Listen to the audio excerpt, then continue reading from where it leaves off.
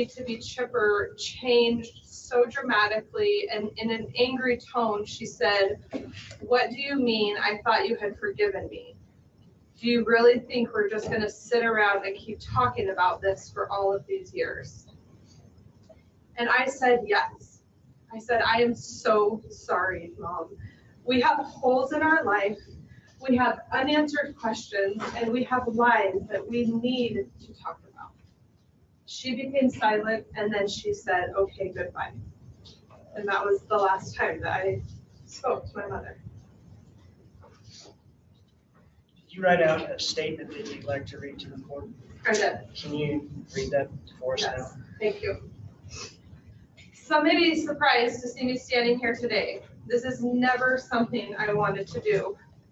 But after the last 3 years of suffering in silence and being stuck in the middle, today I share how I too am a victim of the death of my stepfather's life. On February 2018, when I got the call that Larry had fallen overboard and could not be found, there were holes put in my heart, my family, and in my life. Holes that before then had been filled with love, trust, and connection. Just 1 month earlier, on January 11th, 2018, I was on the beach in Florida watching my kids play with their most favorite Grandma Lori and Papa Larry. This was our annual family trip with them, where they helped giving us tired parents a break and gave them a chance to connect with and create memories with their grandkids and truly teach their grandkids how to live, laugh, and love, which was their motto of their marriage. On this particular trip, we spent a lot of time talking with Larry, who over the previous 10 years had filled a father figure role for me in my life. I always felt so grateful he was accepting of my own little family. Larry was one of the most intelligent, hardworking men I knew, and it was evident in his own kids how good he was at passing on those traits.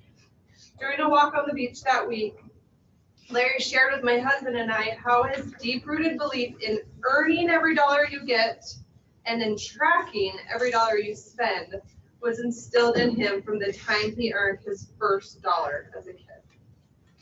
We also talked with Larry on this trip about his health and his dedication and taking care of his body to ensure he could experience all the opportunities and joy in this life. He shared specifically how he recently had been working with his doctor to do everything he could to decrease the risk of any heart failure or any other issue, he said, while he was still young. I was specifically remembering him asking us what we were doing to take care of ourselves, because if we didn't, he was certain he would outlive us. We left that trip firmly believing that he would. On February 13th, my heart broke when I was told it was most likely a heart attack or other health issues that caused him to fall overboard. But a few months and a few years later, a part of my heart has died, as I learned that his life was cut short because of someone's selfish actions. And not just someone, but someone who truly loved him and who he deeply loved. Larry's love for Lori was unmeasurable. Larry and Lori had a marriage that everyone strived to have. Since learning of this, these holes in my heart have grown bigger. For the last 2 years, I have dealt with the effects of PTSD from the 6 months of traumatic experiences my own mother, whom I love and trusted, put me through. I was always caught in the middle. I desperately wanted to grieve the loss of Larry, the loss of my world as I believed it to be, but was constantly pulled in my mother's expectation to continue to support her at all costs and let go of the past. How do you just let go of this? Lori did not let us grieve. She did not want to continue any relationships with those connected to Larry, to process our loss in a normal way any family would. And as a result of that, all of our family relationships have been greatly strained. Lori not only took the hopes and the dreams of Larry's hard-earned life, she took the ability for any of us to grieve and heal properly.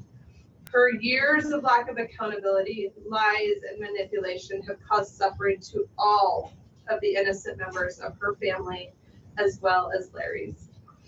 The holes in my life because of Larry's life being taken have caused incredible pain and sorrow. I no longer have a close father figure in my life. My husband does not have the mentor and friend who helped him through so many of his roles as a father and a husband. My oldest daughter lost a grandpa she says really knew her and was interested in her success. My son is barely holding on to a memory of the man he once called Papa. And my youngest child, born just months after Larry's death, never had the chance to be held and loved by her sweet Papa Larry. Today, I stand here for Larry, for the justice that needs to be served, for a man that gave his whole heart to a woman he loved and trusted, and then who was betrayed. I stand here today because of love. The love, trust, and connection that was taken from my life when the life of Larry was taken from this earth. Because of these choices of Lori, my life will never be the same. Though I believe in a God of healing who will help us get through this, and I believe in a God of grace who will take everyone and take care of everyone involved in this, I also believe in a God of justice. And so today, though we know these holes may never be able to be filled in this earth life, today we hope. And we hope for justice for Larry, justice for his kids, his stepchildren, and his grandkids. Thank you. You're welcome. Mr. Verheeren, it occurred to me that you were providing some assistance to Ms. Wolfson in presenting her victim impact statement. And in the question and answer format, she was never placed under oath. Is that some formality that the state wishes to engage in as far as her presentation this morning in light of the question and answer? Perhaps I should direct that to Mr. Nixon as well. I don't plan on asking questions, John, and I see it as a victim statement. Very good. I just want to be clarified. So I appreciate the prosecutor's assistance in helping focus your statements this morning. Thank you very much for your presentation. Thank you, Judge. Dean Isenberg is my last witness.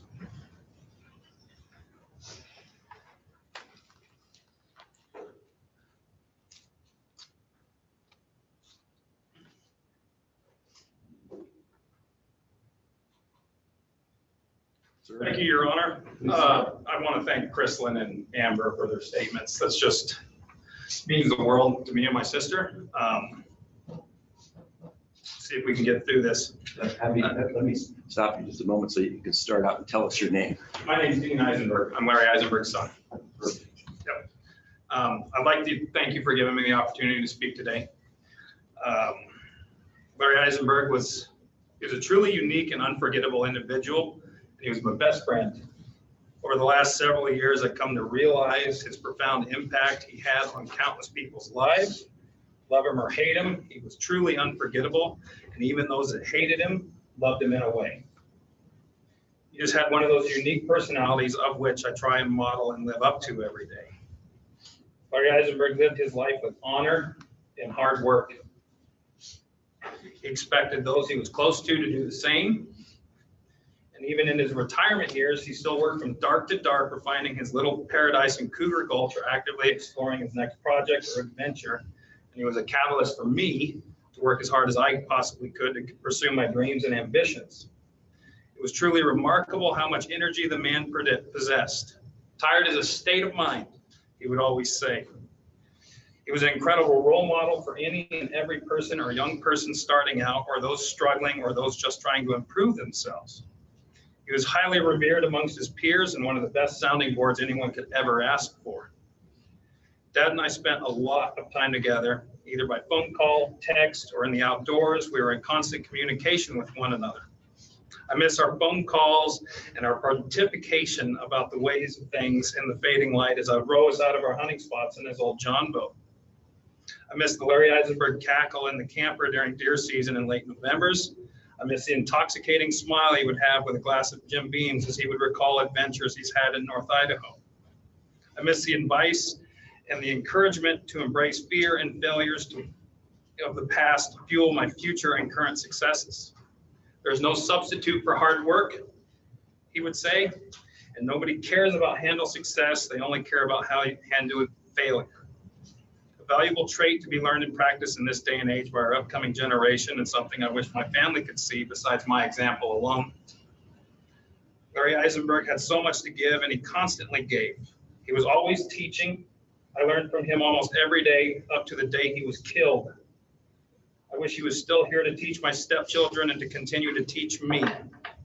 My family never got the chance to know him like I did. It is a huge loss to my wife, our children, and myself not to have him as an example and a visual of what life can give or be. He never gave money, and those that were close to them knew to never ask. He would, however, break his back to give you the tools to succeed or finish a project. He would instill a mindset to guarantee your success and successes regardless of your circumstances. One of his favorite sayings was, unlimited perseverance will always overcome unlimited intelligence. And the secret to success is to do your best, make good choices, but more so, surround yourself with great people. He claimed the greatest things I ever accomplished professionally were the teams I built. If we look at society today, the best of us as human beings live in a similar fashion as did Larry Isenberg. His lessons and drive were worth more than gold could ever be. Which brings me to the circumstances of his death. Larry, my father, my sister's father, friend to countless individuals and families, my best and only true friend, is no longer with us because of those who do not or did not wish to take accountability for their own actions. Those who claim to be the victim of circumstances and responsible for the choices they made and not responsible for the choices they made in life. He is gone because of those that were 100% capable of success and chose not to do so. As a young man, I was very opposite of that of my sister. We worked very hard as kids, or at least we perceived we did anyway. But when it comes to it, we were just lazy youths. Once on my own, I rebelled and floated for a while, making questionable choices. Jessica, however, took the reins in the teachings of our youth and hit the ground running. She is an incredible success today for doing so. You either work for the system or make the system work for you, Dad would say. Larry gave me 0 handouts, and he didn't hesitate to tell me or those he knew the disappointment he felt in his son, and I was forced to accept accountability. No one was going to help me, and hard work was the only thing that was going to save me, and was the best lesson I ever taught. Lori did not teach some of her daughters the same lesson, however. Instead, Lori was providing financial aid to help them recover from mistakes and choices they made, to which amount no one really knows except for themselves and Lori. What I do know from the FBI, that Larry's financial results from a lifetime of hard work were exhausted, and Lori had to start stealing from a federally funded program. There is 0 possibility that Larry Isenberg would have supported these actions, and he was 100% in the dark. And on the day that it was impossible to hide these actions any longer, she killed him. To know that my father and best friend is no longer alive because of other mistakes and lack of accountability has been a sickening black pit in my heart and soul for the last 3 years and 4 months. It's a pain that I will likely never heal from. Larry held Lori in such high regard. From the outside, it was a relationship that mankind can follow as the recipe for a perfect marriage and life. They would visit me in North Dakota when I lived there and work there once a year to pheasant hunt. Those were the hardest years of my life. And it was made up from the hardest people who also were my peers and roommates. Even those grisly and callous men would look at what they had and exclaim, "That's what it's all about, boys.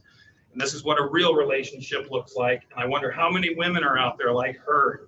What are the odds that we would ever be so lucky to find someone like that ourselves?" Flash to the present, we're all here today to see what punishment the court deems necessary for Lori Isenberg taking my best friend's life.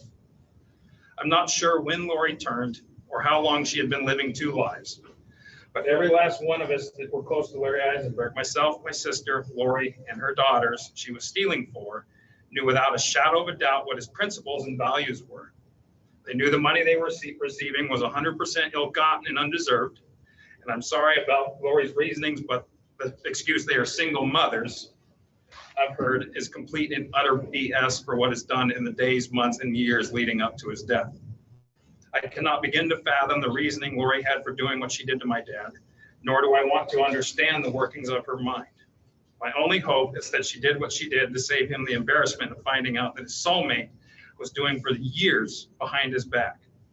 When I heard the part of her plea bargain was that the state couldn't investigate her daughters as having anything to contribute to his murder, I think she figured she would get away with her crime and she would be able to continue to enable her daughter's way of life.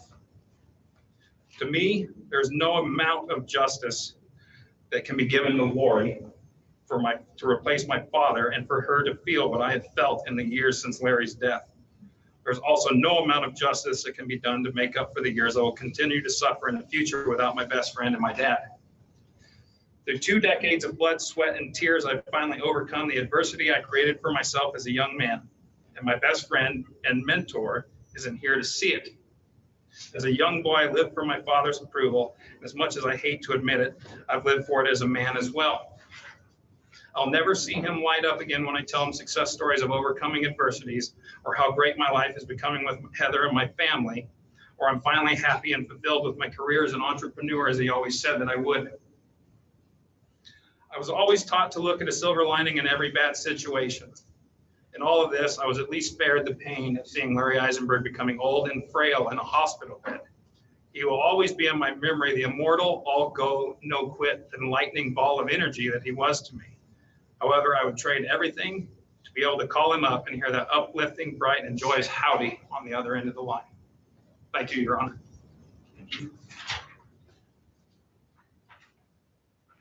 That's it in terms of evidence. Mr. Nixon, is the defense plan on presenting any additional evidence or witnesses or exhibits? We honor this argument. Statement. Your recommendations. Thank you, Judge. I'll be handling argument.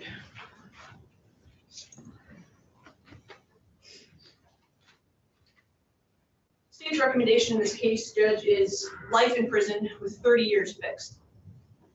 This case is unique in many ways. It is fact intensive, and I'm going to spend some time going through the details of this case because I think the details reveal how cunning Lori Isenberg is, reveal how evil this conduct was. Obviously, this court has heard quite a bit, just today even, about who both of them were. They were happy. Lori and Larry. Every piece of evidence indicates that they were happy and in love. They engaged in meaningful activities, enjoyed their family. Their grandkids were very important to them. We have learned about who Larry is. He took care of things, took care of his health.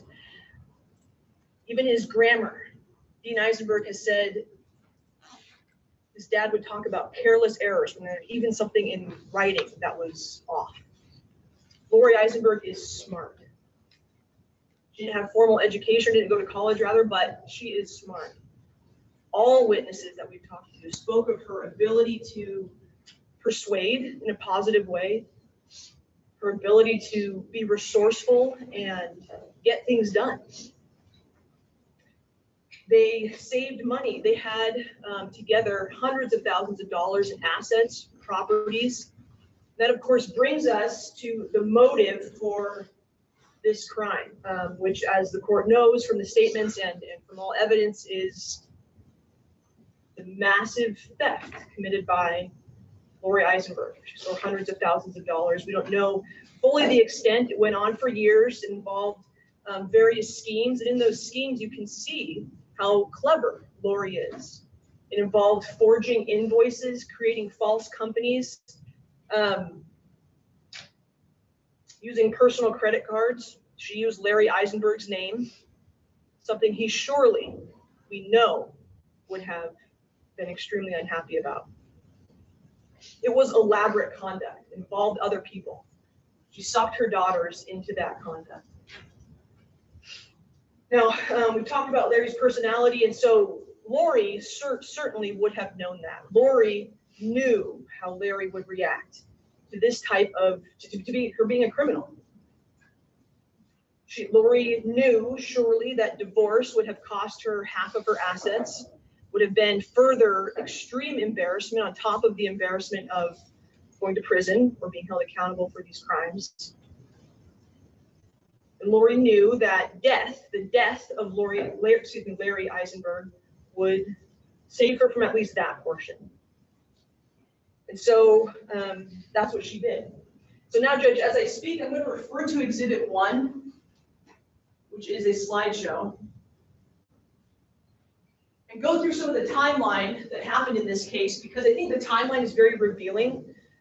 So as Ms. Woolston talked about early January, she was in Florida. Ms. Woolston's family, as well as Larry, they returned a few weeks later. And then the week of January 24th is where things start to unravel for Lori Isenberg. On the 24th, she is confronted with what she has done. The board, the North Idaho Housing Coalition, has a meeting. They've noticed discrepancies in their finances, and so they confront Lori. People who were at that meeting described to me that in that moment, they saw Lori Isenberg in a way they never had before. She changed. She had been upbeat, jovial, just a smart leader. And when confronted with this theft, they saw her face in a way they'd never seen it before. She knew she was caught. 2 days later, she's terminated from the North Idaho Housing Coalition.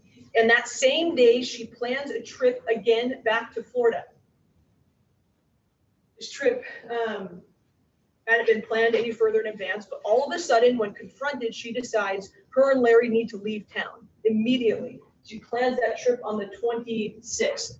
The next day, she requests that her Coeur d'Alene press delivery be suspended for 2 months.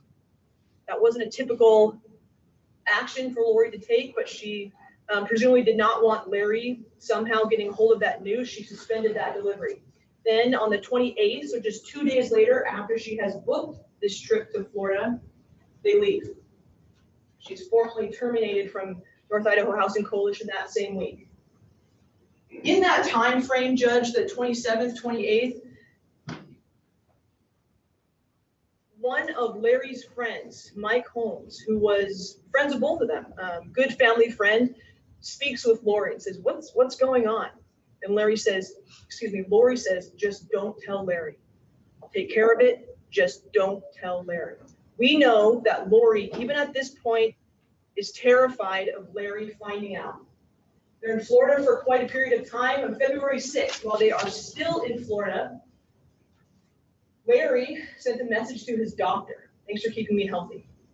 And this doctor relationship is important in this case, Judge. Larry's doctor was Dr. Cher Jacobson.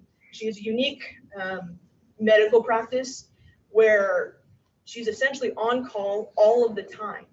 And so her patients, she has a small number of patients, they're able to contact her for anything at any time, and she responds to them. That treating her patients that way is important to her. And Larry took advantage of that. And I mean that in a positive way. He engaged with her in a way to keep himself healthy. His family knows, as Lori knew, that was important to him. And so during this time, while they're in Florida, Larry is even texting Dr. Jacobson, talking about the appropriate dose of vitamin D, something fairly minor, but Larry felt it was important to consult his doctor even on this minor issue. We see those texts throughout that time in Florida. February 8th, Larry and Lori return. February 9th, again, we see a text to Dr. Jacobson explaining he had the flu, his brain was foggy. And then that's not depicted in the slide, but the rest of that text is, but today I'm feeling better by quite a bit. He told his doctor exactly how he was feeling and that he was feeling better. And that brain was foggy language, I'll come back to that. That becomes very important in this case. Also, while in Florida, evidence from Lori's phone shows her searching for information associated with drowning in Florida, deaths and locations and where to go in Florida for boating and causes of drowning, those sorts of things while she's there. The next day, February 10th, it shows that she's looking for those same types of information, well, deaths, like Ponderay. And then we move into the next week. Judge, and in that time frame, over the next week, over Friday, Saturday, Sunday, various people come into contact with Larry Isenberg. A family friend, or neighbor rather, brings his dog over to meet Larry's dog. And that family friend speaks to Larry and Lori for a good period of time. Notices nothing indicating sickness. Larry's voice is not hoarse, he's not weak, he's not coughing, he's not sneezing, he doesn't have a runny nose, he is not sick. In that same period of time, Mike Holmes again speaks to Larry on the phone. And they speak for quite a period of time, just talking about life generally. That good family friend does not notice any symptoms of sickness in Larry. And Larry was the type of person, as we know, who would have said something, who would have mentioned. February 12th, the day before Lori Isenberg murders her husband, Lori gets a voicemail from a reporter at the Coeur d'Alene Press. And the news has started to leak out about Lori's conduct, about her stealing hundreds of thousands of dollars. And so this press reporter asked Lori for a comment. She does not respond to that, but we know that that voicemail on her phone was played. We know that she got that voicemail. She also gets a Facebook message from a different reporter. She does not respond, but we know that that Facebook message was sent. In those messages, they say, we're going to run a story. And so Lori knows that now, at this point, she needs to act. Larry is going to find out. Her family will find out. It will surely get to Larry sometime. And so that morning, February 13th, the morning of Larry's death, Coeur d'Alene Press does publish that article. The physical paper is, of course, still on hold at the Isenbergs. It is published online, the same article. And so then, Judge, is when Larry and Lori go to Sunup Bay on the Coeur d'Alene Lake, put the boat in, and Larry is killed. Now, I know the court read the grand jury transcript, and there are several things that morning that are odd, that are wrong, that are pieces of evidence in this case. First of all, there was a photo which was received by Dean and Jessica, Larry's kids. It was a photo of the sunrise, presumably from when they were putting the boat in. Lori said that Larry took that photo. Lori was repeatedly questioned about where'd that photo come from. And Lori said, Larry took it. But we know that's a lie. Lori took that photo. We don't know exactly how it got to Larry's phone, but Lori took that photo. And then that text message which was sent. That text message to Dean and Jessica had grammatical errors. And because we know who Larry Isenberg is, he doesn't do that. He also doesn't send emojis, which was contained in another text to Michael Holmes, again, with grammatical errors. Those texts were sent by Lori Isenberg, not Larry. She presumably had his phone, sent that to his friends in some way to make his friends and family think he was okay. Of course he was not. And importantly, in that text to Mike Holmes, she says, I think I'm getting better. The flu was the shits. I thought I might have had a mini stroke. I couldn't keep my thoughts straight. And again, Judge, that's pretty ridiculous. That's a bold lie because, again, we know who Larry is. We know that he would not have had a mini stroke or anything with such symptoms without telling his doctor. He consulted his doctor about vitamin D dose changes when he went to Florida. He would not have failed to tell his doctor about having some major episode like a mini stroke. And then about 10:23, well, exactly 10:23, Lori calls 911. In between that time, sometime that morning, she murders her husband. Now, there are a couple, well, at the time when this is originally investigated, Lori tells a story. I'm going to go through that. Then I'll go through what the evidence actually shows. And then, of course, she has told a different story, a different lie in the PSI for today. So I'm going to go through each of those. I'm going to use for that a map. This is Lake Coeur d'Alene, obviously, the whole thing. This next slide will zoom in on that, on the area in question in this case. So Lori's story that she tells law enforcement, with some degree of variation, but this is basically the story, is that they launch at Sunup Bay and they are going. They just go. They're going to the resort for breakfast.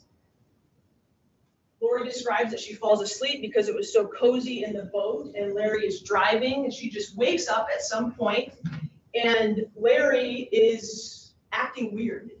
He stands up suddenly, puts his hand, puts some pressure on the key, the ignition switch, and the key breaks. And then she's a little confused, doesn't know what's going on, and Larry then walks to the front of the boat and gets out the trolling motor. There's no reason to use a trolling motor for fishing, but he gets the trolling motor and says, I better check on this motor. And then, as if rehearsed, Lori consistently tells law enforcement his face just looked awful and he fell over. Lori then says, and so I just darted from place to place. I was trying to go in the boat and look around, go from log to log, drive the boat from log to log, try to find Larry, to see where he was. She describes driving on plane, meaning using a big gas motor and being up, going fast. Then she at other points describes, well, no, the gas motor wasn't working, and so I was using the trolling motor. She is found, or the 911 call coordinates are up here, just the mouth of Powderhorn Bay. And that's a distance several miles from where they put in.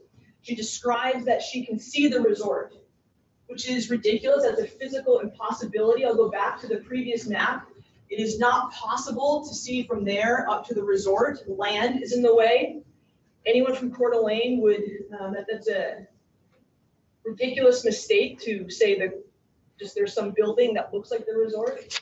But in the call, she says that, I can see the resort. And she says Larry went in this area, somewhere around here. So emergency services respond and they rescue her, and she essentially relays this story a couple times. She has a bloody nose. There's blood on the boat. It was later tested. It's all Lori's blood. She can't quite get her story straight about where that blood came from. She tells one person as she was leaning over to grab Larry, she hit her face. She tells another as she was running to the back of the boat, she hit her face. She tells another as she was just going around the boat, she hit her face in the windshield. She describes the delay in time because she didn't have a phone. And she says around shortly before that 911 call originated, she found the phone. And again, she can't keep her story straight. She said she found it on the console of the boat. She said she found it in a jacket, Larry's jacket, or she said she found it in a blanket, which was wrapped up. Just lies. She just can't remember what to say here, Judge. But those are the various things she tells people through the investigation. Another important aspect of this case is where Larry's body was found. March 1st, Larry's body is found here in Windy Bay.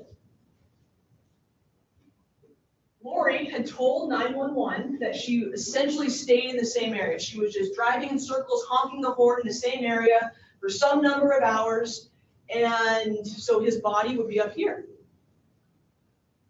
Mr. Verheeren and Ms. Marhofer and I spent a great deal of time in this case learning about Coeur d'Alene Lake and about bodies, how they behave in water. When a body goes into the water, it sinks. And that body will not rise to the surface unless you're in relatively shallow water. That body will then float along the top. It may sink again depending on conditions, but again, it has to be in relatively shallow water. We know that Lake Coeur d'Alene generally flows from south to north. That is the prevailing current. There are outlets up here in the Spokane River. There are inlets down south. We know that here, as you approach Windy Bay, there's a little bit of a circular current just based on the trajectory of the water. We know that around here, water is relatively shallow, 60 or so. And that changes, obviously, depending on what the dam's doing in the Spokane River. At the time that Larry's body was in the water was going down, so the water was getting more shallow. And we know that up here, where Lori said the body went in, the water is very deep. Meaning, if Larry Isenberg had went into the water at that point where Lori said it did, Larry's body would never have submerged. So obviously discrepancy in Lori's story. Detective Maskell performed some experiments. He dropped bodies, or excuse me, not bodies, but dummies into Lake Coeur d'Alene several times. He performed experiments. He would drop these dummies in at various points along here between Rockford Bay and between East Point and Powderhorn. Every single one of those dummies, I believe this was a total of 9 dummies, went north. He performed those experiments in different conditions. One of those dummies got stuck in the ice, but other than that, every single body went north. There is no physical way that Lori's story could have been true. This first grid, which is highlighted on this map, is important as well. The Kootenai County Sheriff's Department has the ability to use a sonar and to search bodies of water using that. And it's a very slow, deliberate process. It goes about a mile an hour or so, and a large boat drags behind it this sonar. And so because it's such a laborious process, it's important that the sonar team knows approximately where to look for an item. So the sonar team, they started looking here in the area where Lori said Larry Isenberg went in. They had no luck. And so what they did was they took Lori on a out on the lake. And so to see if Lori could try and explain to this sonar team, oh, I think it was around here. Several people who were on that boat described how the boat, or the sonar boat, put in at Sunup Bay just like they had. And here, as they're going through Windy Bay, Lori is saying, no, not here, not here, not here. It's not here. She stayed inside the boat, not very forthcoming. Some people described her as acting like a little schoolgirl who had lost something, just kind of silly. Another described her, apologies for the term, but as ditzy. And then, by some miracle, as they get out here, Lori is forthcoming. She says, oh, absolutely, Larry absolutely went in this area. And so based on that, the sonar team searched that area for weeks and weeks and weeks, and of course did not find Larry Isenberg because he was not there. That's not where he went in. Lori was lying, trying to hide the fact that his body had been poisoned and was going to be elsewhere in the lake. One other thing about this lake, Detective Maskell, in an effort to describe what happened, he took out Larry Isenberg's boat after it had been bought by someone else and took it out, the exact same condition, and used the trolling motor and used that motor going very slowly to troll from about here to the approximate estimation of where Larry's body went in, and just used that motor until it was out of batteries. And he ended up about here. Judge, so Lori Isenberg somehow got Larry's body in the water, and that key did come out of the ignition. The kill switch was out, and I don't know if Lori didn't know the kill switch needed to be in or couldn't find it, but simply could not move that boat without the trolling motor. And so she took that trolling motor, drove as far north as she could before the battery went out, and then called 911. Miraculously found that phone and called 911. She described being in the being in the boat and driving around and just didn't know what to do, just driving and driving, darting from log to log. There are no logs in that area. Several witnesses talked about clear, beautiful day. There's no logs that could be mistaken for bodies that she's driving around. The horn on that boat, Judge, is located right in front. So if Miss Isenberg had been sitting, let's say she was sitting with her hands in the steering wheel, the horn is right there to the right. And maybe 3 inches from that is a radio. Didn't use that radio. She didn't get out any apparent life jackets, anything of that nature. And additionally, as really everyone who lives in Coeur d'Alene knows, there are docks everywhere on Coeur d'Alene Lake. Here, all through Sunup Bay, all through Windy Bay, there are docks. There are people. Now, it was winter. And of course, some of those docks are closed. Of course, some of those houses are vacant. But if she truly was in a desperate situation, Lori Isenberg is resourceful. She knows how to get help. There are docks here, all around Rockford Bay is of course highly populated. Along the eastern edge of the lake, slightly less populated, but still some on Powderhorn Bay, still docks. You can see the highway. Lori Isenberg would have been able to see cars driving on the highway and yet drove around in circles helplessly, not knowing what to do while her husband was in the lake.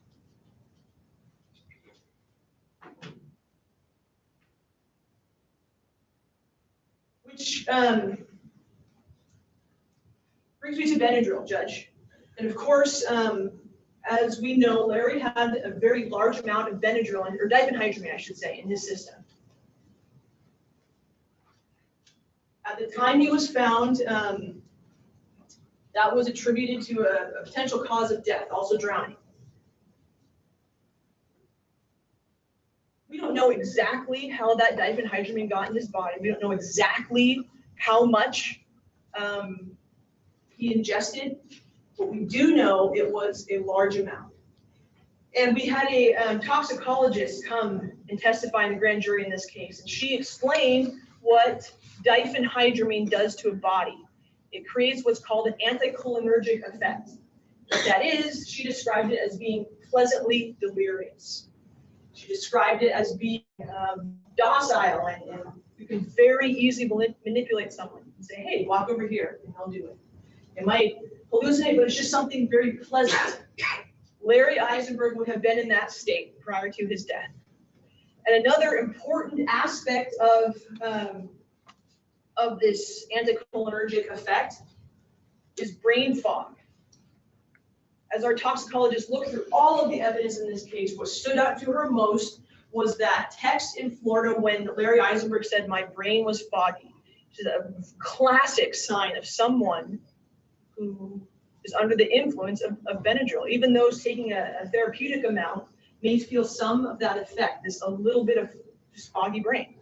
So many people describe it who aren't doctors, and that's what Larry did. So, Judge, what it looks like is while in Florida, Lori Isenberg tried to kill her husband. She, in some way, we don't know, gave Larry Isenberg some Benadryl, some amount. And he had what he called brain fog. But what we know was that anticholinergic effect on his body. She was looking up drowning and water depths and those sorts of things in Florida because she planned on doing it there. And for whatever reason, it didn't happen. And then now, weeks later, when she is pushed, when she knows the article is coming out, she does it again. And this time it works. And so we don't know exactly how Larry Isenberg got into the water. Maybe he was pushed. Maybe he was told to go stand on the bow of the boat and she made a turn. We just don't know. But what we know is he was dosed with diphenhydramine. He was not able to resist, not able to swim, docile, not able to really do anything. He went in the lake, and then Lori Isenberg drove away, drove north, did nothing to help him because she was trying to kill him. Then after the fact, we know what happened. There was testimony today. She immediately sold his things, packed up the house, put all the assets in her sister's name. None of that, well, very little of that went to Dean or Jessica. And then we know that timeline for what happened there. Judge, we know who Lori is. She is smart, she is intelligent, she is cunning, and she is manipulative. And she has no problem lying and making a situation twist a little bit to just make it seem a little bit better for her. And that brings us to this kind of final version of Larry's murder, which is what she says in the PSI, which is essentially that Lori was so embarrassed about what occurred that she was going to kill herself. And somehow, accidentally, Larry drank the Benadryl that she had made a little concoction with in a naked juice bottle. She had in her purse. Larry reached into that purse and drank it. She didn't know. And then there was an accident and he went overboard and she was just helpless, frantic. He drowned. And then she left essentially because she was so embarrassed about what happened. She didn't even know that he had drank the Benadryl until about 2 weeks later probably about 3 weeks later when Larry's body was found and the autopsy reports revealed there was dihydrogen in his system. That is a lie. That Lori Isenberg had the benefit of now at the very end of this case reading everything, getting all the information that the detectives had, the state had. She gave many statements previously, and now, after she's able to read everything, think about everything, she concocted a story that at least in a very superficial way kind of fits some of the facts. It makes her seem a little bit better. She's trying to avoid being the criminal here, just saying this was an accident. I was responsible, but it was an accident. Judge, that is Lori lying to the court and to everyone. That makes no sense based on the facts. If this was an accident, why would Lori have told family members that Larry was sick, that he was so sick with the flu he couldn't travel to see his family in Utah? That was a lie told before Larry was dead. And there would have been no reason to tell that lie unless there was a plan to kill him. She set up this story that he was sick and his face just got awful and he fell into the boat or fell into the water. That was a lie that reveals that now this most recent story is again a lie. She has fashioned a story designed to draw sympathy for herself, which is who Lori Isenberg is. And I've already talked about some of the other lies.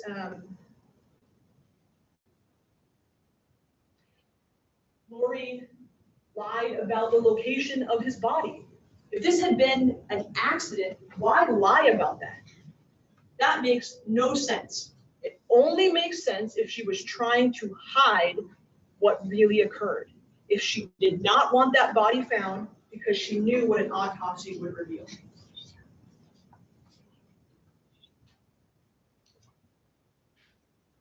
She lied. Well, I've gone through those things. She just couldn't keep track of the phone, of how she got a bloody nose. There are so many things in this case, judges. This is a complicated story. There's a lot of facts. And Lori Isenberg had trouble keeping them straight because it just wasn't true. She had no memory of them. Judge, I anticipate, of course we don't know what defense will say, I anticipate hearing that she has done good things in her life. She loved Larry, she's sorry in that.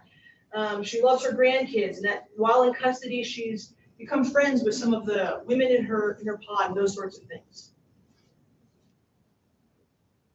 Not that those things don't matter, Judge, but they are so minor in comparison to what she has done, a thought out, planned murder.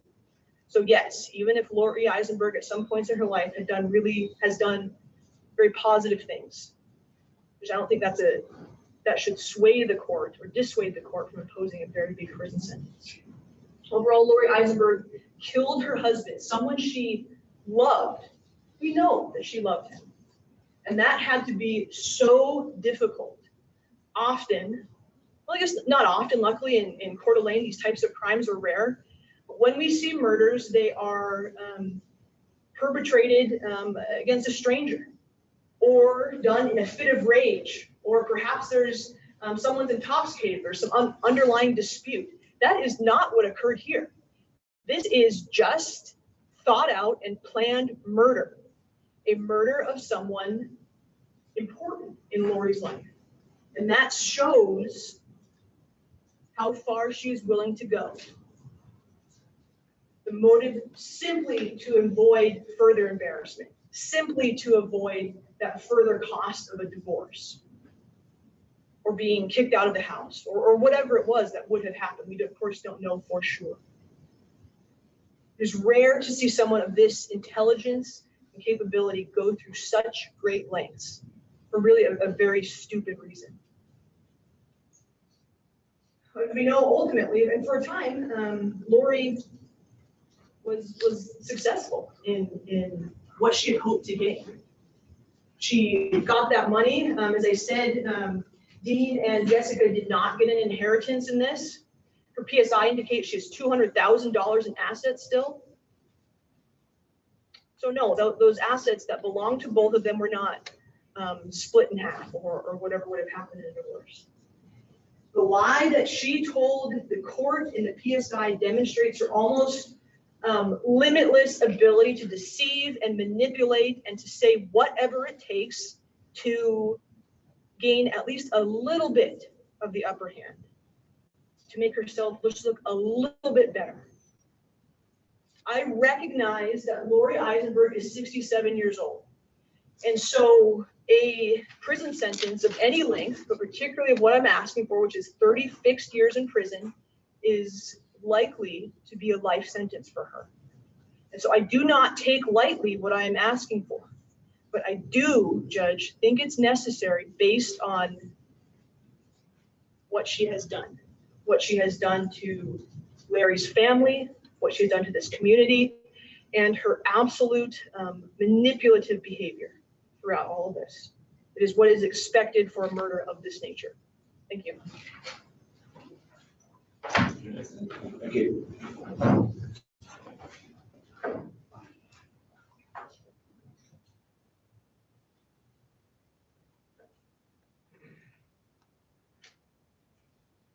Thank you, Honor. Nothing today I'm going to say can bring Larry back. I know talking to Lori, as she very much wishes that could be the fact. No argument that I make is going to make this better and make this easier for the family of Larry. But the fact that Lori is sitting here today, she is taking accountability and responsibility as much as she can for the actions that led to Larry's death. While Ms. Perez wishes to paint her as a liar and a conniver, you know, I disagree with that. Lori has come back so she can address the court and address Larry's family. You will hear from her soon. And again, it's not my job to tell Lori's story. That's gonna come from Lori. It's my job as her advocate to best present and hope the court can hear today something that might put the court in Lori's shoes. And hopefully the court can understand why what happened. I will agree with Ms. Perez on one thing, and this is a fact-intensive case. There are a lot of facts, but there are a lot of assumptions that have been made by the family, that have been made by the state.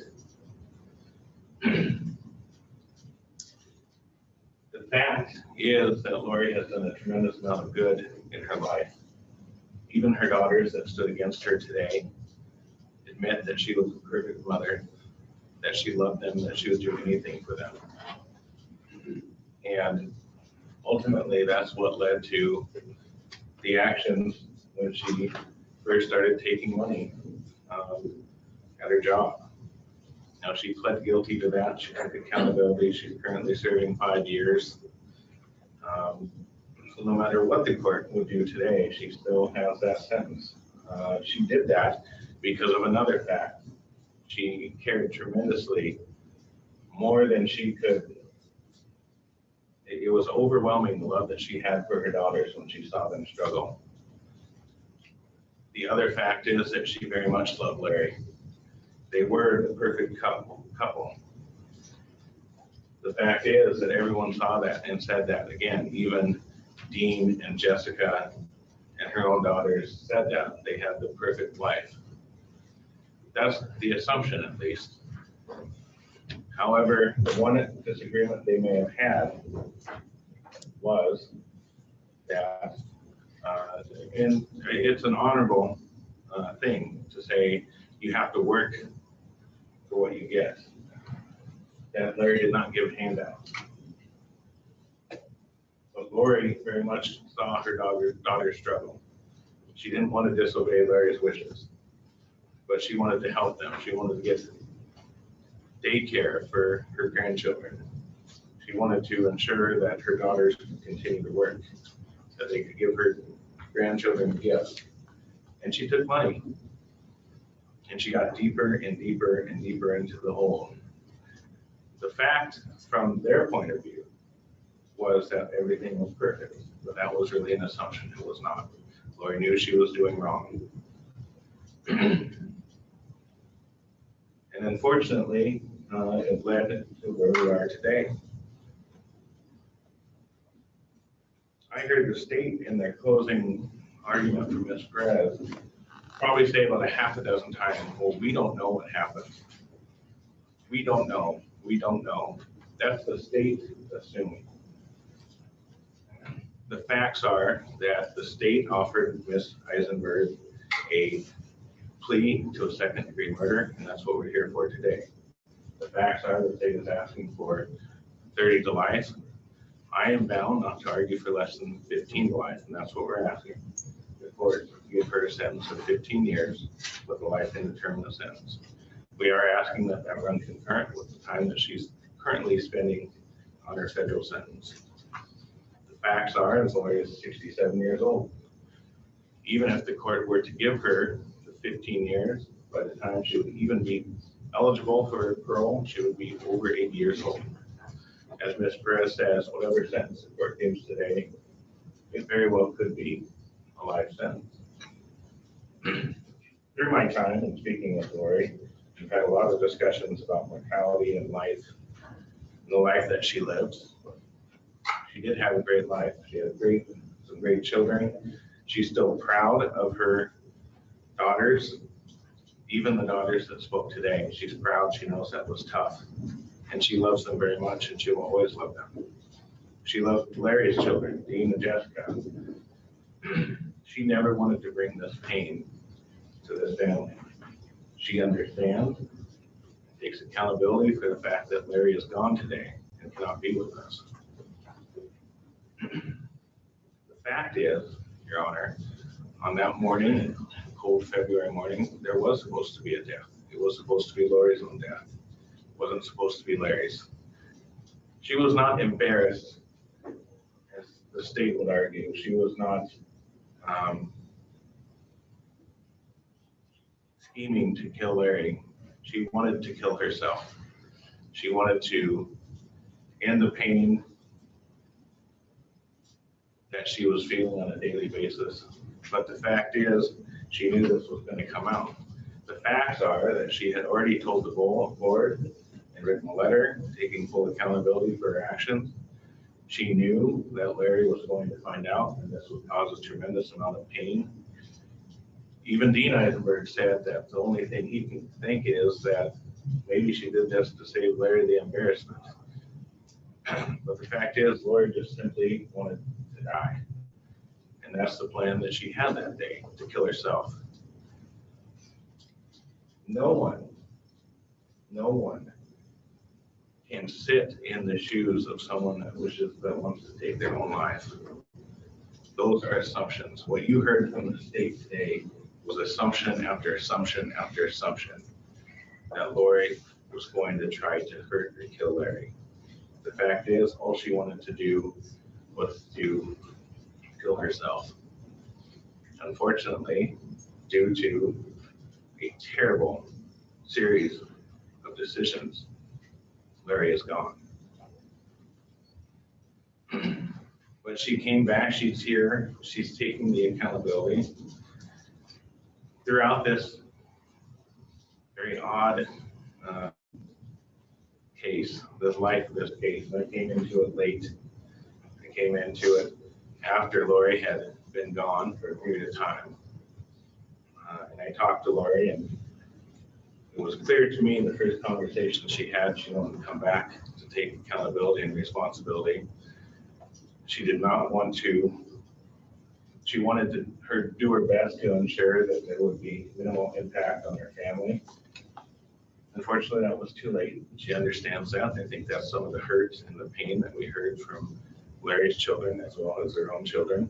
And again, there's nothing I can say today that's going to make that better. However, I want the court to know that Lori didn't take what I think, and we've come to talk about this at length, is the easy way out, to take her own life. That would have been the easy thing to do, but she didn't do that. She came back. She entered the plea.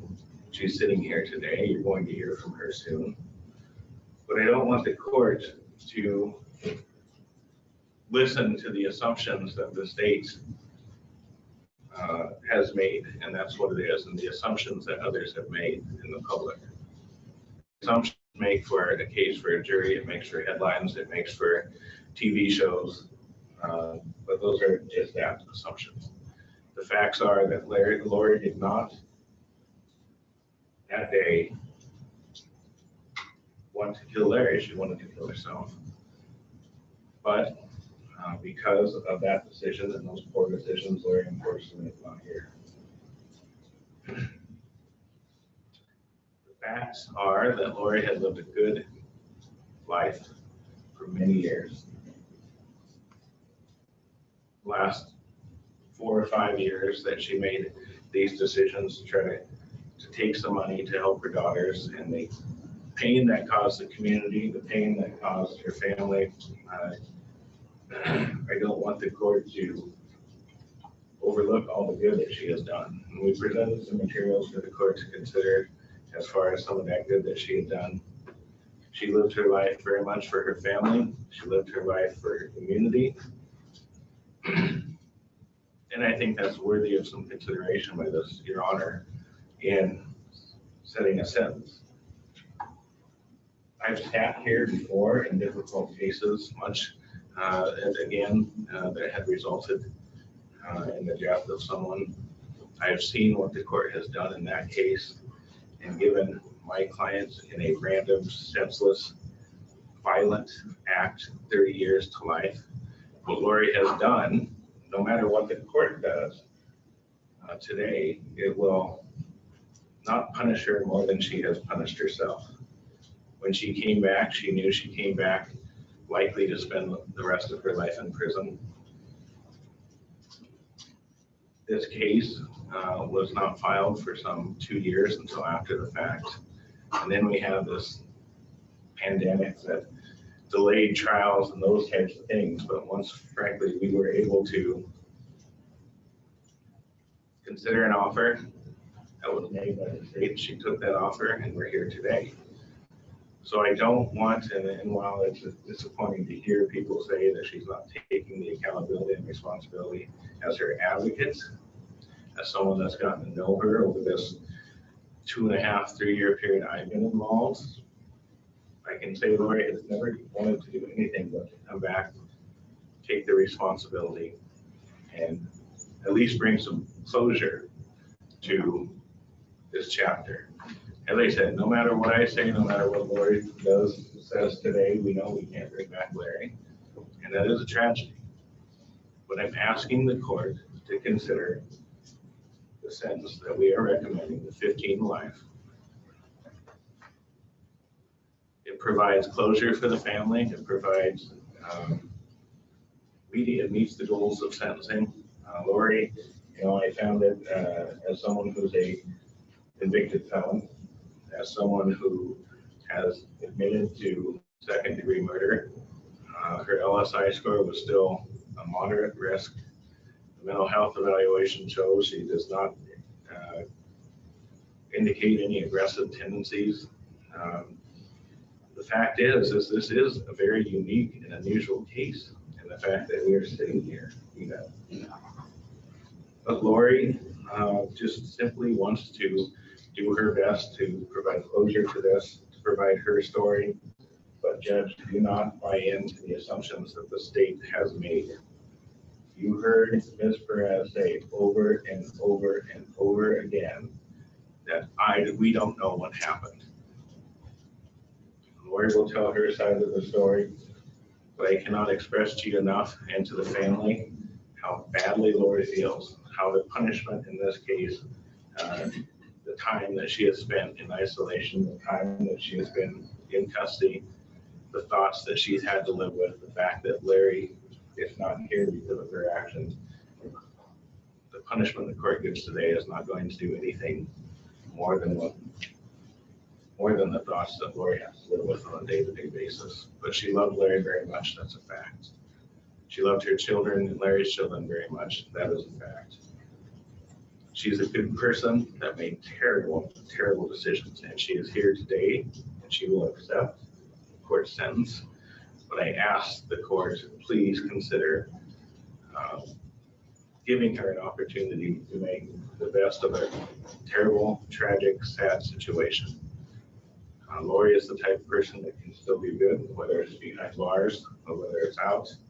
And I know she will strive to continue to do that. Thank you.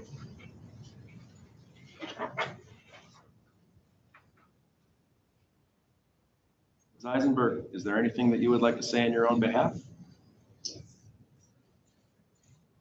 You may sit there if you're more comfortable. If you'd like to stand. If that's okay, Your Honor, I think she might sit if that's okay with the court. That's fine.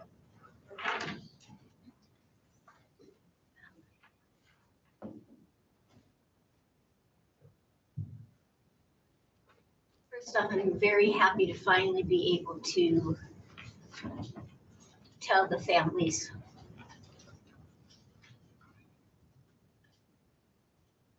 what happened.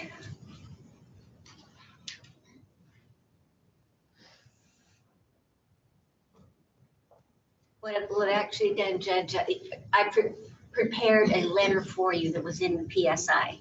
And after receiving my mental health evaluation and reading the letters from my children, I realized that I had not put enough in that letter to help you to understand what I was thinking or lack thereof during this whole time. And understanding that the PSI process is to help you get to know me. That's why I have rewritten and added more of that.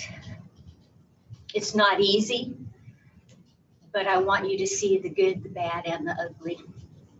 So I will be going through that, and then I do have some comments to the families too, but the main thing that I want to say is that I emphatically know that I am responsible for Larry's death.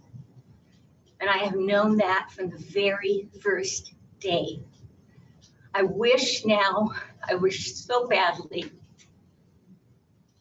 that I could go back and tell my family what had happened right then. It would have saved so much pain for them. I just couldn't. I was so devastated by what had happened. My mental health evaluation points out that I have problems with denial and disassociation. And I know that's true. And I look back and I see if I could have just shared with them what had happened, they wouldn't have made all of these so horrible assumptions. And then once I was arrested, I wasn't able to talk to them. And then it dragged on and on and on. So for 3 years, their pain has been multiplying, and it's my fault.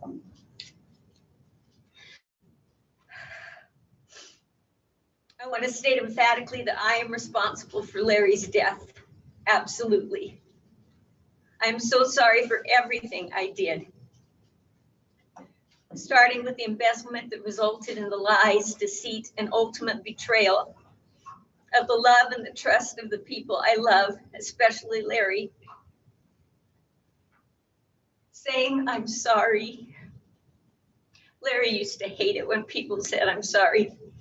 He said, instead of saying I'm sorry, live your life in a way where you don't have to say I'm sorry.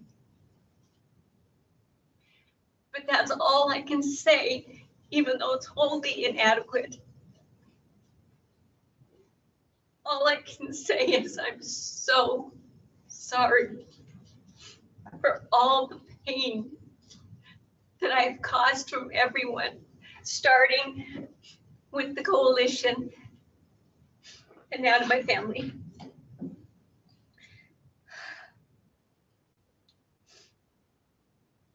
The amount of pain and grief that I have caused Larry's kids, Dean and Jessica, the rest of his family and friends, along with my family, is beyond words. Beyond what words can express, and I am sorry. I will carry that burden with me until the day I die. I do not like the person I have become. This isn't who I am. In order for me to ever have a chance to return to be the person that I know I really am, I know that I have to start right now, today. No denials, no disassociation, no lies.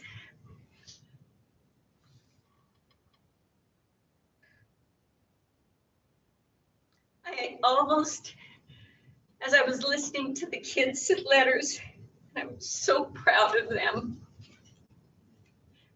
I almost wanted to tell Jed, just, I don't care, let's just do it, say they're right, I don't care. If anything that will bring them closure. But then I knew I need to tell them the truth.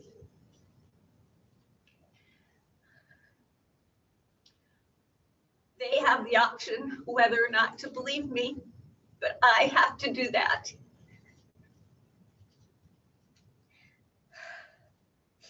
I know I need to, and I want to, take full responsibility for Larry's death.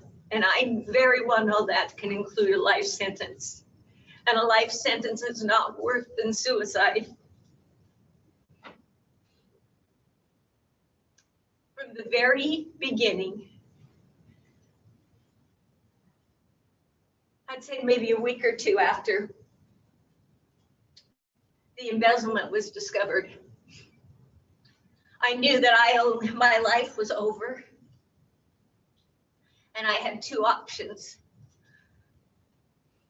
death or life in prison.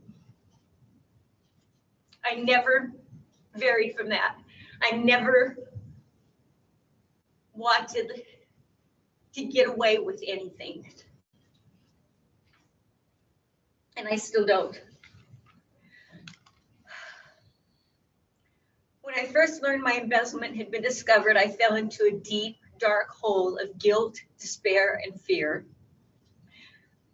I realized the consequences of my actions could put me in prison for the good majority of my life. Even worse, it would totally destroy the lives of Larry, our children, our grandchildren, his children, family, and friends. How could I have been so stupid?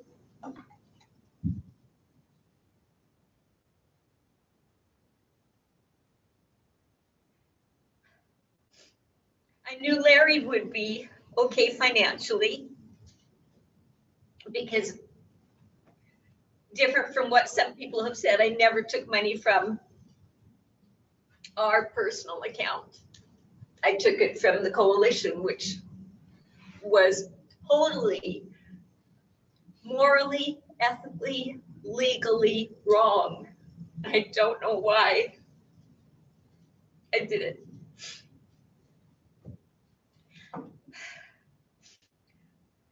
I knew my death. Sorry. I knew that Larry would be okay financially after my death, but my betrayal would shatter his pride and trust.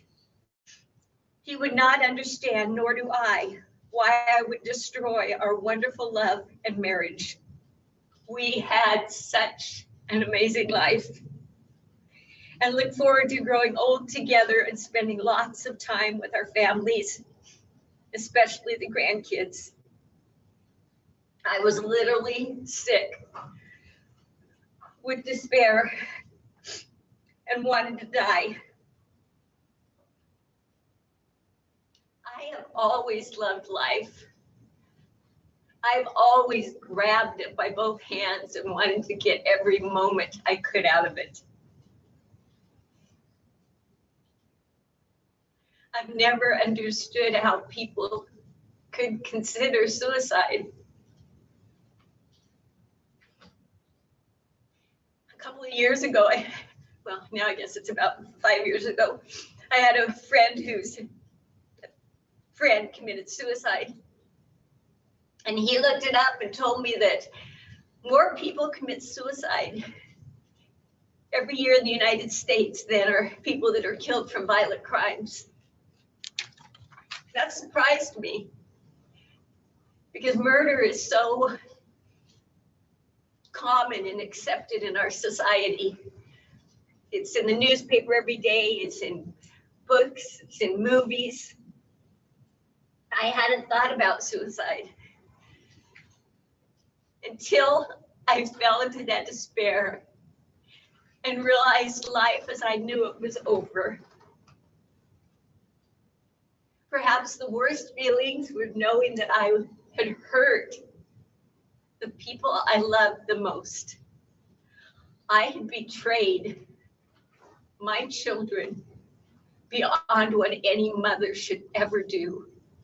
I used my children to commit felonies without them knowing the extent of what I was doing. How could I have done that?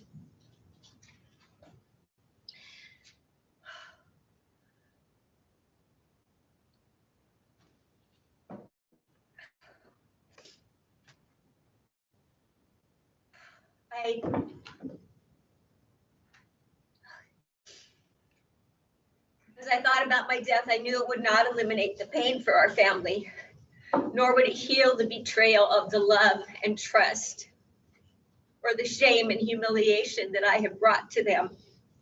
But I thought that it would heal faster.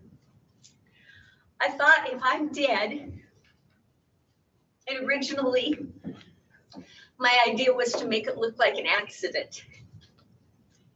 If I can die, and it looks like an accident, they're still going to go through all the pain and the consequences for my actions, but they'll get over it quicker. It'll be done. They won't have to go through a long trial. They won't have to live with the embarrassment and humiliation of having, for Larry, his wife, for my kids, their mother, the grandchildren, the embarrassment of having me in prison, having that burden. And listening to Chrislyn today made it even more clear in my mind that the burden it is to have me.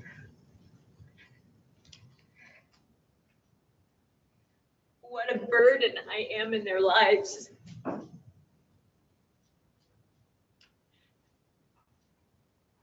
So I thought if I could just be gone, they would heal, would get on with their lives, and they would not be burdened with me. So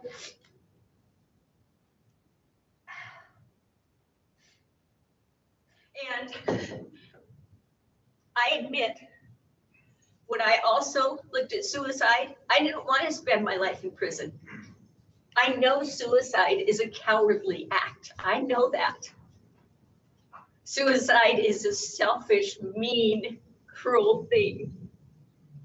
But I truly thought it would be better for everyone if I was just gone, just gone.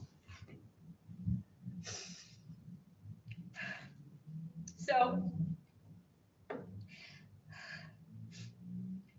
I didn't want to leave a burden on my family. So I had written out a full disclosure letter showing everything that I had done with the coalition. I went through all my computer records and printed out and showed all the transactions that I did, how it was totally me. The email, the false invoice went from me to my email account. The email account that I had set up on my computer in the name of my children. That is how bad I was. I made the email, so it looked like it was from them. It came to me. I sent it on for payment. They didn't know I was doing that. I did it all. I wanted to make sure that the investigators knew that. So I prepared all that documentation. I also prepared a calculation showing how I could reimburse the Housing Coalition from my private IRA funds, from my retirement funds, not Larry's, and also from the sale of the house that I owned when we came into the marriage. Those monies would pay back the coalition without taking anything from Larry and Dean and Jessica. I prepared all those things, put it in a packet to take to an attorney, not Jed, a different attorney, so that after my death, everything would be straight. And I knew I couldn't remove the problems, but I wanted to reduce any more burden on my family, so I had that all prepared.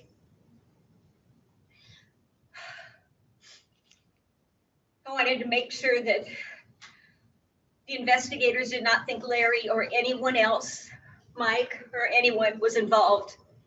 I put all that documentation together along with the calculation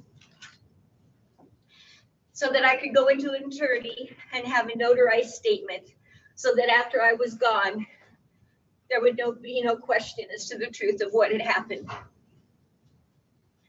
The next thing I had to do was decide how to kill myself. Again, I wanted to make it look like an accident. Sleeping pills are the easiest, but I knew that an autopsy would show that I had taken sleeping pills. So then I looked at drowning. Yes, I did a lot of research. Where can I drown where they cannot find my body so that there will be an autopsy? That was the intent of the second trip to Florida. There was the ocean there. I thought the ocean would be perfect. Unfortunately, we could not get out on the ocean. So nothing happened. Well, things that did happen. While we were in Florida, we went to dinner with a couple that we met at the SpaceX launch. And of course, Larry started bragging, as he always does, about what a great marriage we have and how his wife spoils him and pampers him. And the gentleman with us said, "Oh, what a lucky guy you are." And Larry said, "Yeah, if anything ever happened to Lori, I would just shoot myself." Of course, we all laughed, but my heart just sunk.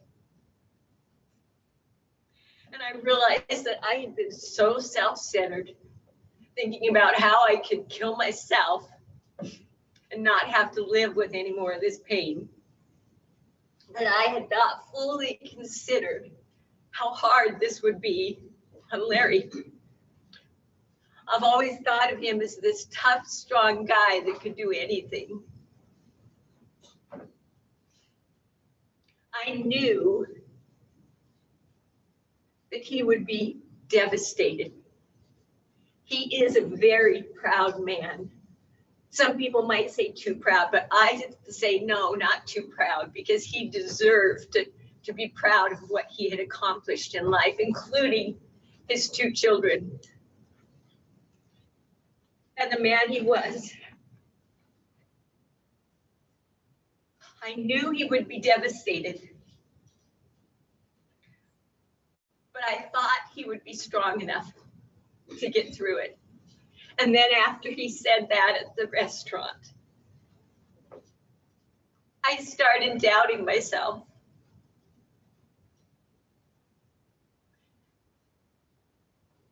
I also remember that he used to say, especially to the grandkids, he said that we were going to live to be over 100. And then when we got to the point where we couldn't enjoy life anymore, we're just going to hold hands and walk out in front of a bus.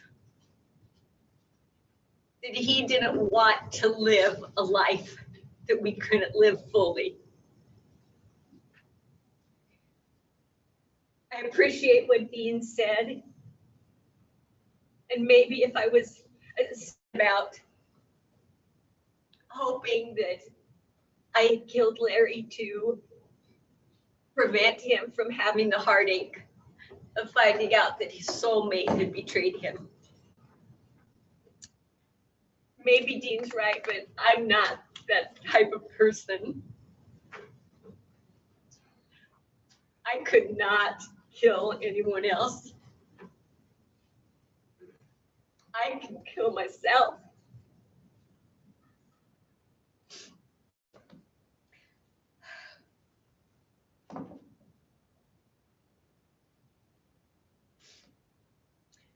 I spent the trip home from Florida and a couple of days after that watching Larry closely, trying to decide what I should do.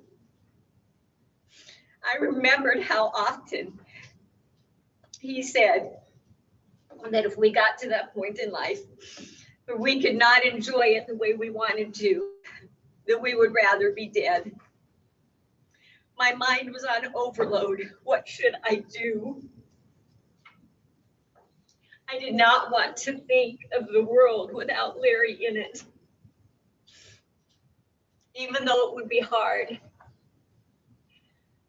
I hoped that he would be able to continue relationships with my family, even though he would find out of all the betrayal, but especially Chrislyn and Amber. I hope that he would be able to stay close to them and still be able to be a grandpa and still have lots and lots of good times in his life.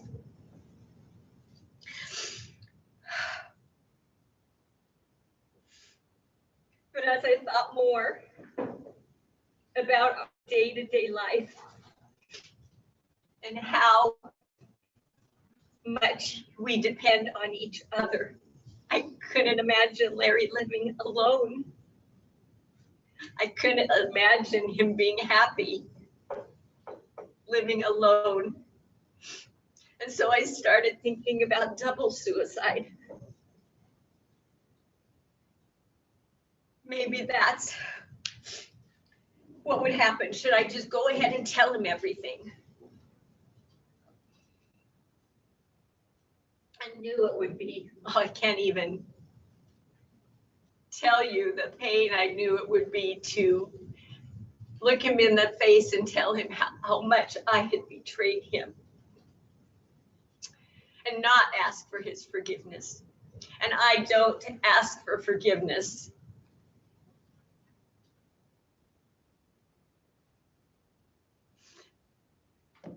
But to give him the chance. Should I tell him everything and give him the chance to decide if he wants to live with it or join me in death? But I could never make that decision for him. I would never make that decision for another human being.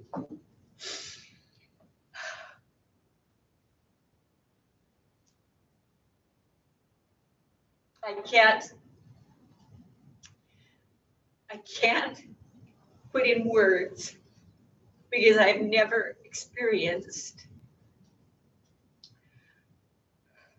the depth of my guilt and shame and self-hatred and confusion. What had happened to me?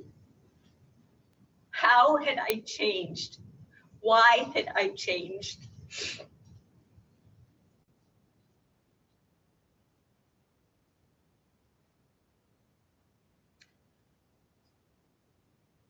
It was as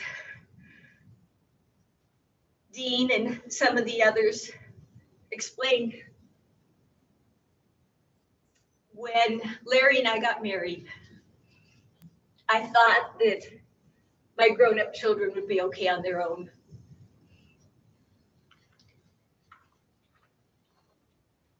I didn't know what it would be like to have grown-up children. But I was so ready to be Larry's wife and so ready to have that love and marriage that I had always dreamed of. So when we got married, I told him, you're my #1 priority. You are who I will spend my time with. And I so appreciate, I'm digressing. I so appreciate Ryan and my sister Jamie's husband, Rob, that let them come up and spend a week with me. Jamie spent almost a month with me. I don't mean to sound bad, but Larry would never let me go anywhere for more than a couple of days. It was always just us. And I told him that was okay. Life was going to be the two of us. And it was wonderful. Until just a few years ago, a couple of my daughters hit some real hard times. And I don't mind my daughters going through hard times. That is what being adult is about. When one of my daughters was 15, she got into drugs. She was bringing drugs into our house. She was bringing inappropriate friends into our house. And this is when Chrislyn was still at home. Chrislyn and Tracy and Jessica were home. I told Tracy, you cannot do this. I was especially mindful of Chrislyn because Chrislyn was such a good person. And having her sister be doing these things in the room next door was inappropriate. And I told Tracy, you can't do this. This is our home. She was 15 years old and I kicked her out. I said, you either have to live by the standards of our home or you have to leave. It broke my heart to send my 15-year-old daughter out on the streets. But I knew I had to do it. I don't mind tough love with adults. But when I saw my precious little grandchildren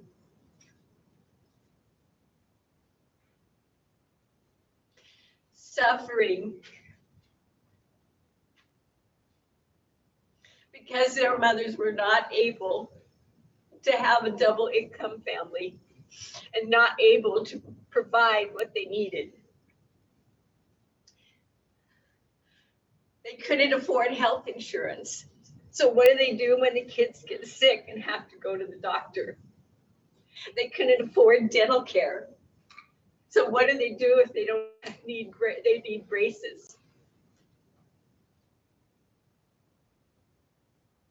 I know I was wrong.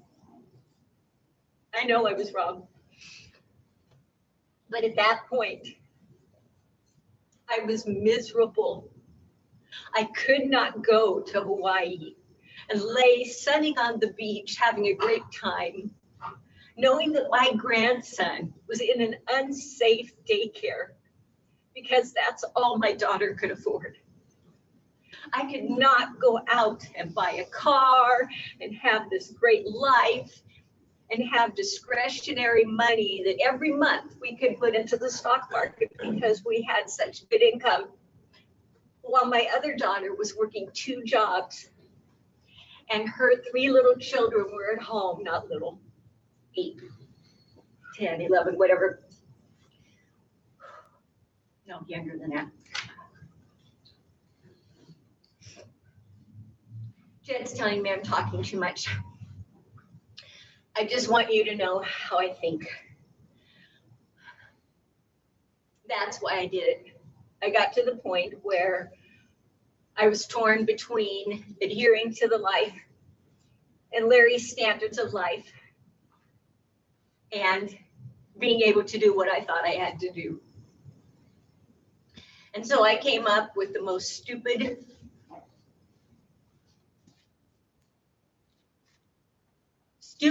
shameful plan ever. And that was to steal money from my employer, an employer that I valued. I was passionate about my job. I was passionate about the things I was doing. The money never came from our personal, the money going to the kids, our personal accounts. I wouldn't do that to Larry. So instead I stole it from someone else. And that was wrong. And I do not expect to be forgiven for that. And I'm paying for that. Okay.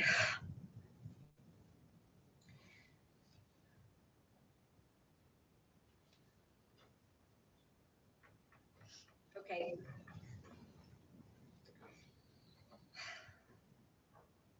I knew I was running out of time when we came back from Florida, based on the timeline that Becky showed. And what she said was right in everything I was doing to keep Larry unaware of the situation, because I didn't want him to die. I didn't want him to know that I was going to die when everything came out. I didn't want him to know about it.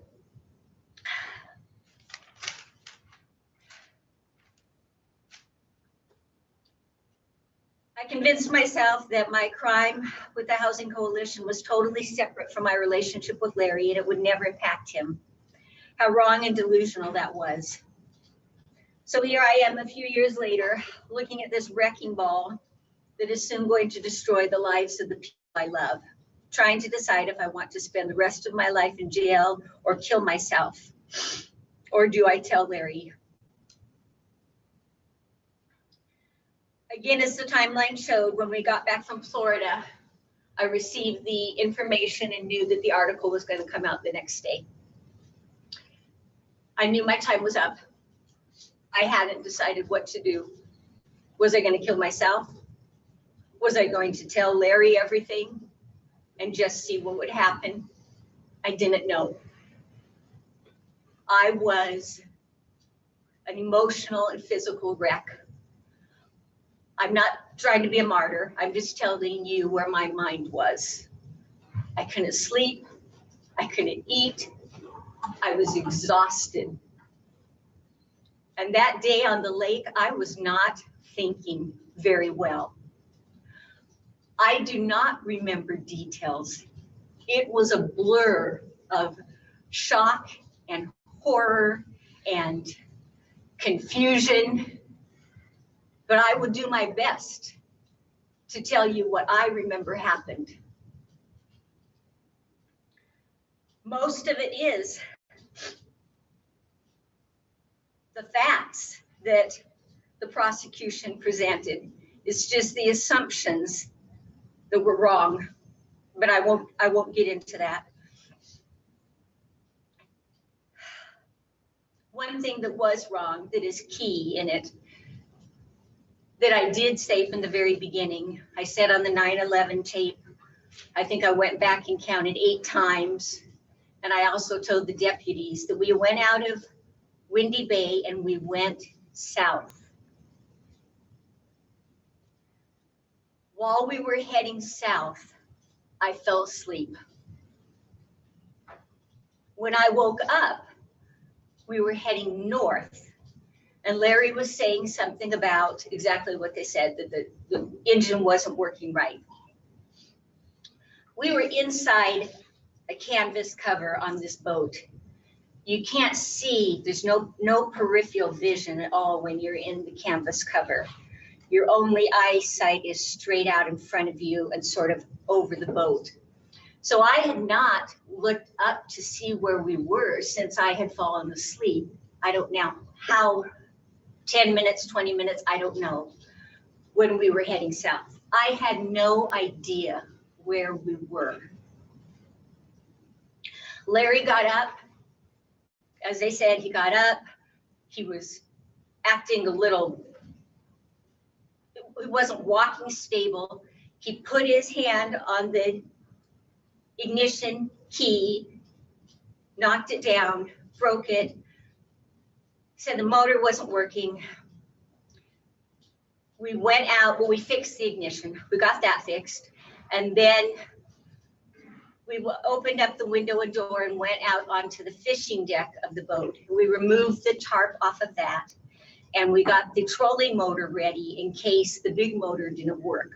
Then we would have the trolling motor ready. We went back into the cabin. The motor did start up again.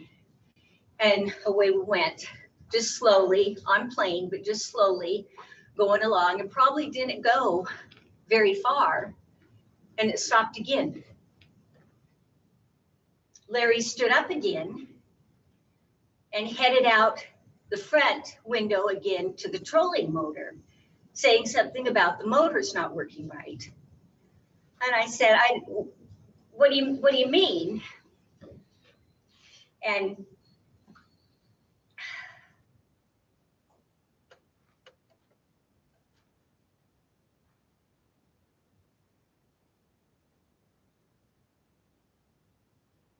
I'm sorry, it's been on my chest for so long that I just want to get it all off. But I realize that the point of today is for me to admit my guilt. I know that Larry would still be alive if it was not for me fixing a drink with Benadryl in it so that I would be able to selfishly and cowardly take my life. If I wouldn't have had that bottle in there, he would not have accidentally drunk it. That is my fault. I take total blame and responsibility for that. I know the punishment is severe. I know it could be life in prison. And as I said before, in my mind, all I had left was either life in prison or death. I willingly accept whatever is given to me, because what I did and what I took away from so many people is irreplaceable.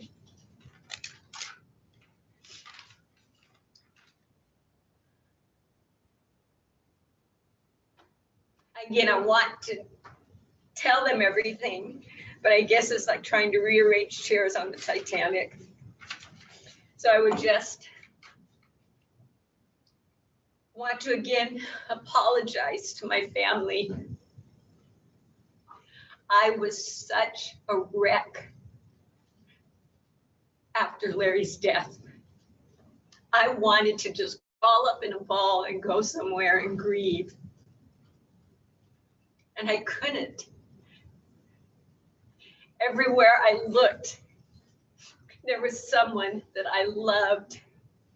They're trying to help me and support me. And I didn't deserve that help and love and support. I just wanted to go away. I couldn't deal with, I couldn't think. I couldn't do anything rational. I said and did so many stupid things over the next few months. If I would have just been able to get my head straight and share what had happened, it would have been so much better.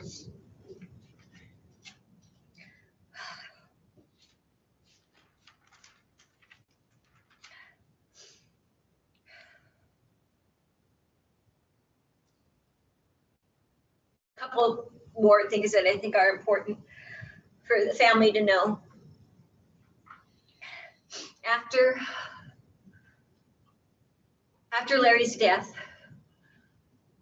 on the boat, I told him, I'm going to join you. But it can't be right now because I can't leave the family in a mess like this.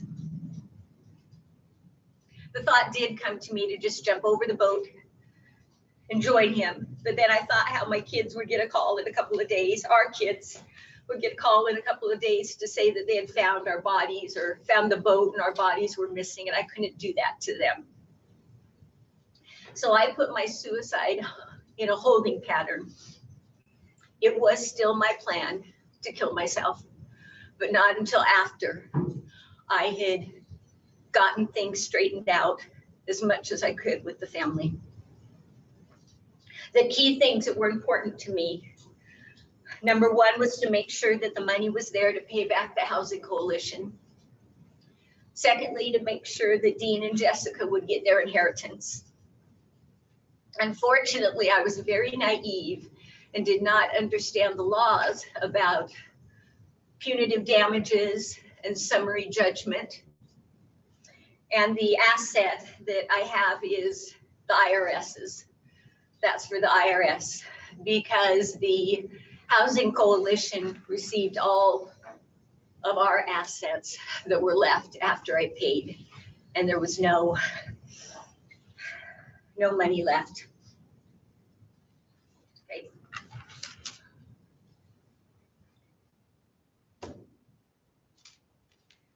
I won't. I was going to talk more about how I had left and everything I did wrong while I was on the run. I won't go into that, but to you, Judge, I've been very candid with you.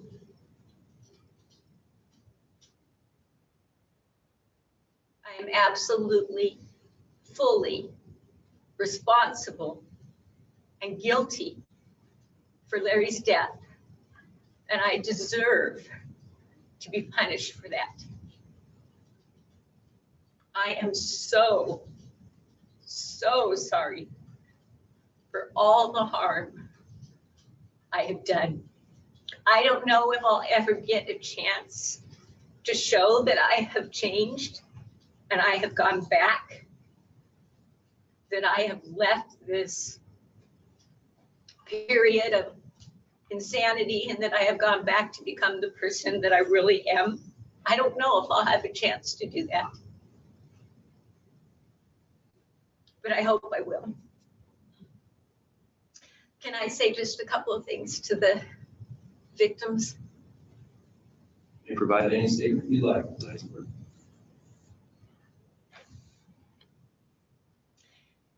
Dean and Jessica,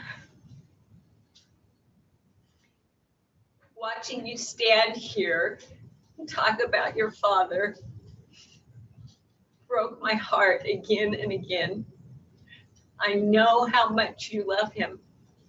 I know that he can never be replaced, and there's nothing I can do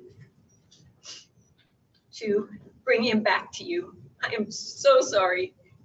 I want you both to know how proud Larry was of you. I know he was a tough dad, and he probably didn't tell you nearly as much as he told me how much he loves you and how proud he was of you.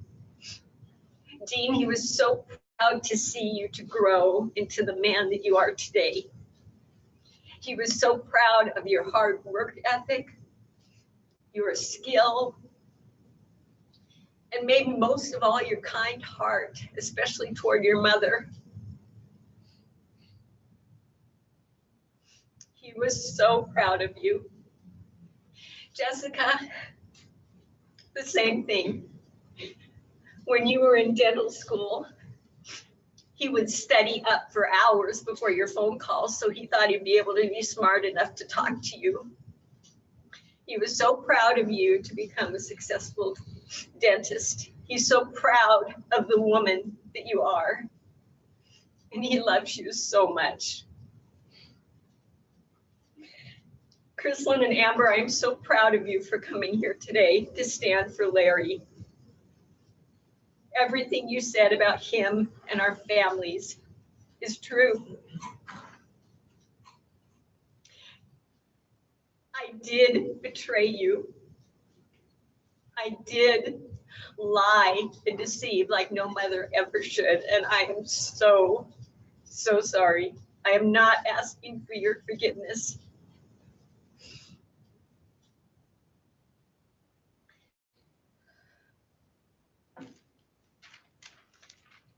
Carrie, since you're here, I want to apologize again to you.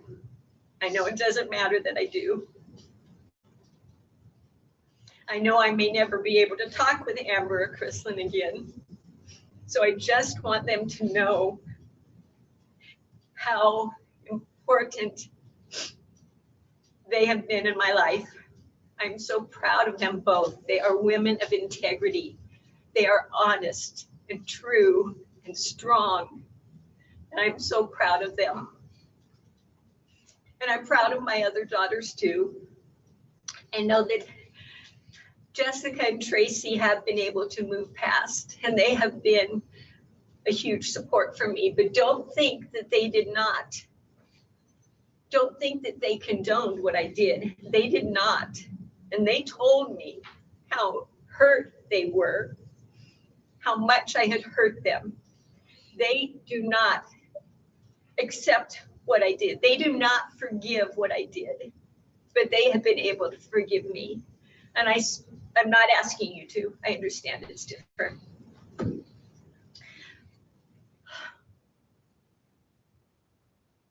I don't know what more I can say. I'm guilty.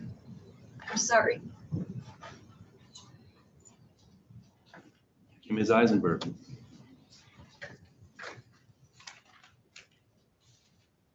Ms. Isenberg, I'm going to sentence you today. And as everyone has acknowledged here this morning, nothing that we do here in this courtroom is going to bring back Mr. Isenberg. Before I get to my sentence, though, I want to take a moment. I want to thank Mr. Nixon. I want to thank Ms. Perez and Mr. Verheeren for the professionalism that they've shown to each other and in their presentations here in the courtroom today. These are very difficult cases to handle from start to finish, and we're about to get to the finish line in this one. I appreciate your efforts. Ms. Isenberg, whenever the court sentences anyone, the court has to consider all of the goals of sentencing. The main goal is the protection of society. That is the overriding goal that the court has to consider. Related to that main goal are the goals of deterrence, retribution, and rehabilitation. The court has to give consideration to all of those goals. Deterrence has two aspects: deterrence of others and deterrence of the individual defendant. Retribution is just another way of saying punishment for any particular offense. And rehabilitation is a consideration that looks at the future to see if a person is capable of rehabilitation in an appropriate case. The court has a great deal of discretion in fashioning an appropriate sentence. The court looks at those sentencing factors I just looked at. There's various provisions of the Idaho Code that guide the court's discretion in crafting an appropriate sentence. And the court looks at each individual offense, as well as each individual defendant, because each case is unique, as is this one. I have different recommendations from the lawyers here. I have the state who's recommending that I impose a life sentence with 30 years fixed. I have the defense recommending that I impose a life sentence with 15 years fixed. The court is not bound by those recommendations. The court can do more, the court can do less. But the court does give consideration to the lawyers who have been with this case from start to finish and have reviewed all of the materials that have been presented here today.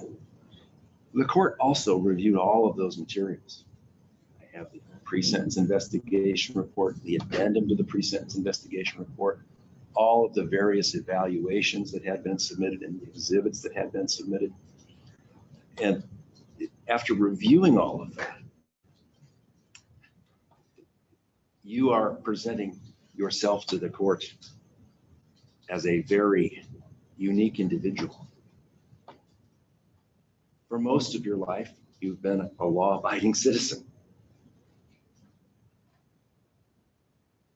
As a result of all of the circumstances that brought you before the court today, you've also committed some terrible acts. So there's the good Ms. Isenberg, and then you have the evil Ms. Isenberg. Throughout this case, there's also been another theme that has been recurring. Again, both sides have referred to it. What is the truth and what is the lie? And I listened very carefully while you were making your statement. And I have no doubt, after listening to you and reviewing all of the evidence that has been presented here, that the statements that you made today are your truth. That is the truth that you have decided on. That is the truth that you are going to live with. And nothing is going to change that. I have to evaluate all of the evidence, though. And when I review all of the evidence that's been presented here, your truth doesn't hold up in light of all of the evidence. It's the truth that you are going to live with based on what you have said here today. But it is not truth supported by all of the evidence that has been presented.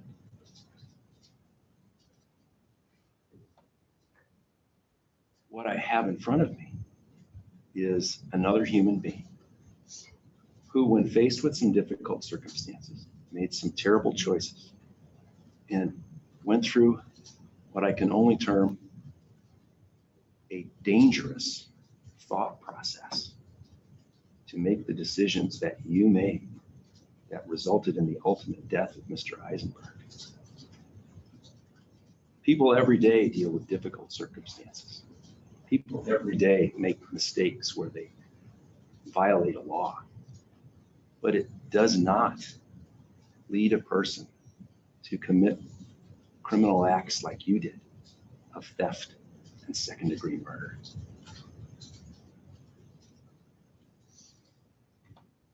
Ms. Barnes, when she gave her statement, I think summed it up as well as anybody could in talking about Mr. Isenberg. He loved you.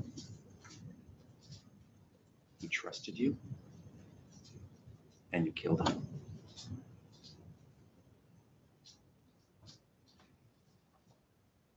Here will be the court sentence. I will impose a life sentence. That life sentence will be divided into two parts, 30 years fixed, up to life in prison. That sentence is intended to deter you and others who will not be a risk to society. It is also intended to satisfy the goal of retribution. You will be given credit for the time that you have served in custody against that fixed portion of the sentence. You will have to pay court costs in the amount of $245.50 in reimbursement to the Idaho State Police Lab that did a lot of investigative work in the amount of $2,100. You will be remanded to the custody of the sheriff for transportation to the Department of Corrections. Court is now adjourned.